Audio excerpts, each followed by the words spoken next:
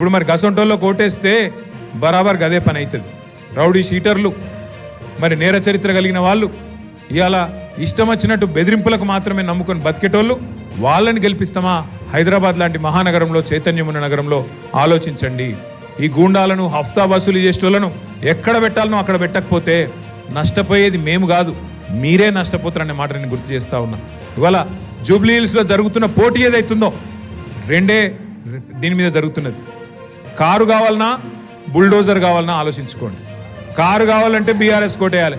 ఇక మీ ఇంటికి బుల్డోజర్ రావాలంటే మాత్రం తెల్లారి మీరు కావాలంటే ఇక కాంగ్రెస్ పార్టీ కోటేసుకోవచ్చు.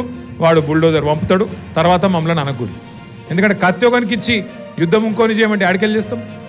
కత్తి వాడికి ఇచ్చి యుద్ధం నువ్వు చేయరాబాయ్ అంటే మేమేం చేయాలి? కాబట్టి మరి కత్తి మాకు ఇవ్వండి, ఓటు మాకు ఇవ్వండి. కత్తి అంటే ఆయన నిజంగా కత్తి ఇచ్చారు, మేము గుండగాలం కాదు. ఓటు నేను చెప్పేది. కత్తి అంటే ఆయన కూడా నిజంగా తలవారు తీసుకొని వస్తే అదో బాధ.